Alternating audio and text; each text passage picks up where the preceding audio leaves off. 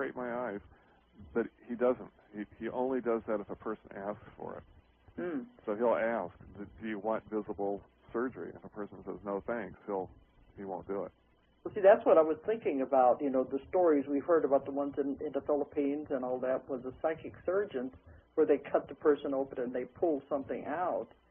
And that's where the skeptics have always said, well, it was just magic and, you know, to fool people. Well, so that's not the only type of surgery then. No, he doesn't cut people open with his fingers like the Filipinos do. Yeah. And he doesn't produce stuff that looks like chicken guts. I mean, the stuff he takes out is real. I've watched him do it many times, and I've sewn the people up, and I've been graced. He lets me keep my eyes open and film him. And so he trusts you. Yeah, I guess so. But and he wants you to help him, probably. Yeah, there was a BBC film crew there one time when I was there, and he sent them packing, sent them home, wouldn't take any pictures. And he let me, with my little camera, go up and stand right next to him and film everything. Do you know why he wouldn't let the BBC? Why he wouldn't let them do it? I don't know. I wonder if he thought maybe they were going to do it in a skeptical light or something. I think, that would be a good answer, but I don't know his reasons. Because maybe, it sounds like he can pick up on a lot of things. Oh, yeah. Because, I've done a lot of TV, and I always say, well, you're in the hands of the editor. The ones who's putting it together. You don't have any way of knowing how it's going to turn out when they're done. Yeah, he might have sensed that someone was coming to do a send-up of him, make him look bad. Yeah, and they can do that, too, very easily. Oh, I'm sure. And make you look like a fool. Or maybe he thought there was something going on.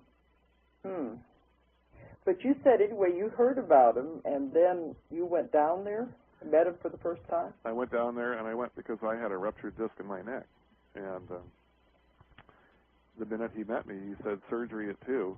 So I went to the invisible surgery, sat there in this room. It must have been 100 degrees. You're talking about heat. In Brazil, it's hot. This room had no air conditioning, and we sat there for what seemed like forever, sweating. And then went back to the hotel and spent the night in the hotel. I didn't feel anything. I mean, I honestly didn't feel a thing except hot. And well, before that, had you had pain in your neck? Yeah, I'd had pain in my neck and numbness in my hand, and it was really miserable. And it took about 2 months for it to go away after I went home. It didn't go away right away, but it went away. And was it gradual or what? Excuse me? Yeah, it was gradual. Gradual? It was gradual. And I had an MRI of my neck before I went, and it was the disc, C5, C6 disc was shot. And I had another MRI about a year later, and the disc was back to normal. So it healed itself. But it took time. It wasn't instantaneous. So is that what made a believer out of you?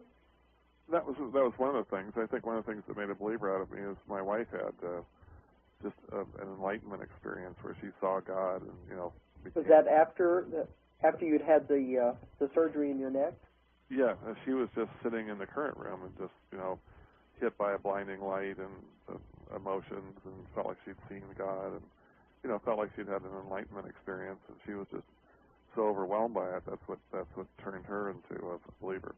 And we've that taken a lot of convinced people. You then that maybe this is real. Huh? That's what convinced her it was real. But did it take a little more to convince you? Well, I'm more of a skeptic. That's what I was thinking. You don't just believe it the first time, even though you had yourself healed. Well, I was most skeptical about the surgeries. I mean, I would see him stick these things up people's noses and cut on at people's eyeballs and think, now, how can that be? There must be a secret anesthetic or something that's being delivered here. I mean, how could people tolerate that kind of stuff? Yeah. But after,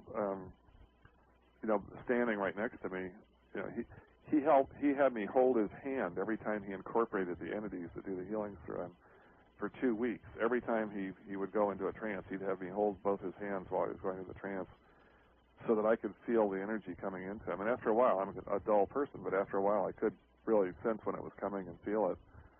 And then he had me sew people up and stand right next to him while I was doing healings, and has allowed me to film hundreds of hours of surgery. So, over time, it's just impossible to fake this kind of stuff. That's what made you a believer then? Yeah, I've just seen too much of it, and I've had it, done to me. So it's pretty real that what's going on is real. And we've taken so many people who have had healings. This last time we took a guy who had a glioblastoma, a brain cancer, and he had an MRI a couple of weeks ago. His cancer is totally gone, not a trace of it. He's completely cured. Which kind of surgery did he use on him? Invisible. All three, or what? Invisible. The invisible one. Right. And there's a guy that lives down there now who married a Brazilian woman, and he was on the 60 Minutes, a TV show that they did about Joe. Yeah. He also had a brain cancer, and he's also cured as far as we can tell. So, I met people with incurable diseases like brain cancer. You'd think, well, there's nothing anybody's going to do for them, and they've come home cured. So I've also met people who've gone down there with, let's say, liver cancer, bowel cancer, breast cancer, who've come home and died. So they've not all been cured, but the one thing I can say is that when they're there, they feel great. Mm-hmm. When they're there, the symptoms of their cancer go away and their pain goes away, and so. But does he have an explanation why everyone is not cured? I don't know. I mean, I don't think there's any explanation. I mean, did he ever say anything about why some are not and some are? I've never heard any explanation from him at all. Oh, he never said then. No. When you're talking to him, the man, he has no recollection at all of the healing. He's a trance medium. So what happens when he's in a trance, he doesn't remember. And when he's in a trance, different entities, different spirits come into him that are, some of them are saints, some of them are doctors, some of them are nameless. And these people come into him and do the healing through him and then leave. And then he'll go into his office after the healings and collapse in a heap. He says that when he's in a trance, it feels like he weighs 500 pounds. It takes all his physical energy away. He looks just exhausted. So if you're going to talk to him and say, "Well, gee, what happened in there?" He'll say, "I don't know. I don't remember. I just feel tired." Yeah. So if you talk to the man about why someone's not healed, you don't get any explanation. Yeah, I can understand that now. He wouldn't have any explanation. And if you talk to the spirit or the entity that's in him, you're lucky if you get any answer at all. So they don't communicate then? They sometimes will put on a dialogue, an hour talk. Most of the time, you don't get a word out of them. Mm-hmm. And the people that get the hour talk, you're not privy to what they say, because he's speaking in Portuguese and he's speaking quietly just to that one person. Mm-hmm. And you're sitting, across the room. You don't hear the conversation. Well, the people he does that to, do they understand Portuguese? Well, there's a translator there, and most of the time when he does the long talks, it's to a Brazilian who speaks Portuguese. Uh-huh. Okay, because I was wondering if maybe that doesn't even matter, if you can understand his words or not. Well, I can understand Portuguese, and when I hear him talking to people, he's usually telling them to go change their lifestyle, stop drinking, stop beating their wife, be more honest in their work. So it's usually lifestyle changes he's talking to people about. Uh-huh. And sometimes a person will come back and he'll actually, the spirit that's in him will actually be angry and will yell at him. "You didn't do what I told you to do. You're still drinking," or "You didn't do what I told you to do. You're still unfaithful to your wife."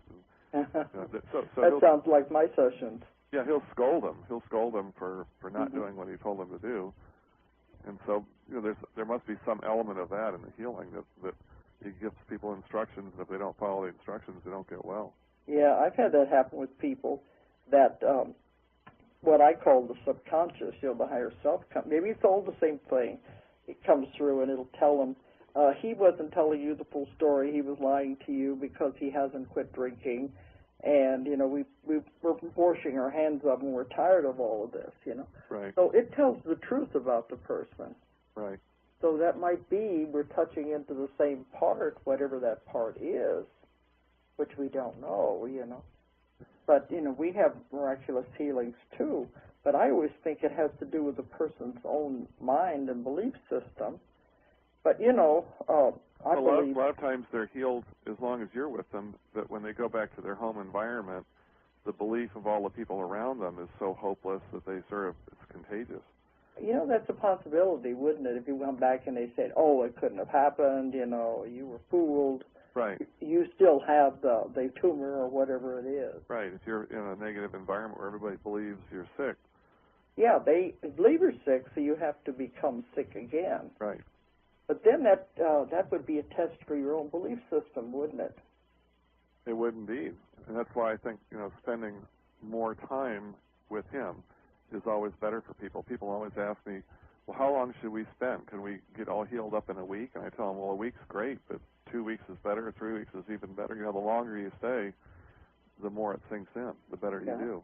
Yeah, because, that's what I do in my work. I believe we make ourselves sick. We give ourselves the disease or whatever it is for a reason. Indeed. And then we have to find out, why did we do this to ourselves? And once we do, then it goes away. And he's doing it this way, finding out what's wrong with him. But, when our books on Jesus, too, even Jesus couldn't heal everybody. Right. And the church never really focuses on that. They always tell everybody that he could heal anybody he come in contact with. But in my work, I found out that Jesus could look at the person, and he could tell why they had the problem, the disease or the ailment or whatever it was. He could tell why they had it, and if it was karmic or what. And if it was their karma that they had to have it, he couldn't do anything about it. Right. I think that's He's not allowed to interfere. Right. And they say that Zhao knows everything about the person when he sees them. Yeah. Just at a glance, he knows everything. And so he knows those karmic things. And he tells some people, I just can't heal you, but I'll take away your pain. Yeah, that's what I was going to say. Jesus at least took the pain away. Right. He said, I can't, I'll just make your death more comfortable. Oh, okay. That's pretty much like what I do, too. I said, can you at least make them comfortable? And they'll say, well, they can take the pain away. Right. It's amazing, that we are working with something here science doesn't understand, but it's very real. Oh, it's real if you're there. And if you tell people, like I've talked to doctors and given them lectures and shown, movies and pictures of him doing his healing. And I'd say if you gave a talk to doctors of 100 in a room, 2 or 3 would come up to you afterwards and act like they believed it, or say, I'd like to go see this guy, or maybe there's something to it. 97 out of 100 would shrug their shoulders and say, this guy's been smoking something funny. Yeah, there has to be some other explanation for it. Right. Even if they see it with a movie or see, they don't want to believe it.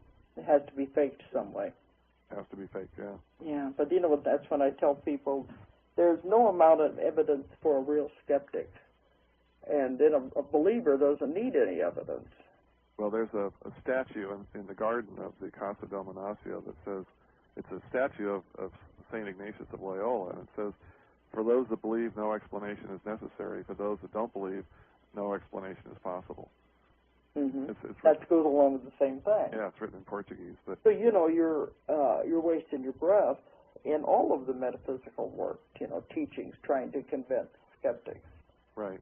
That's what I was told. Don't even bother. That when they're ready, they'll be in to ask questions. Until that time, it won't do any good because they're on the defensive. Right. But, doctors do have to defend what they've gone to school to learn. Well, the problem with healers, quote healers, is that literally everybody wants to be a healer. And so you find, anybody who takes a weekend course on acupuncture or a weekend course on hands-on Reiki therapy or something, they want to set themselves up as a healer. And it's a natural thing. People want to be healers. But why do they want it?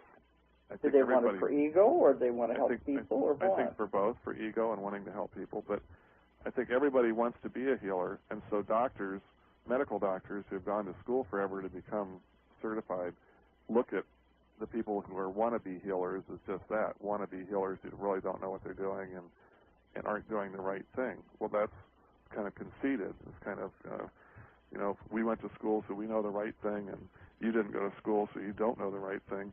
Yeah. It's kind of, a closed guild of healing. And that's the only way is the way they're taught. Yeah, and that's right. If they're taught and they spend so much time learning this is the right way, I'd say half the things I learned in medical school have turned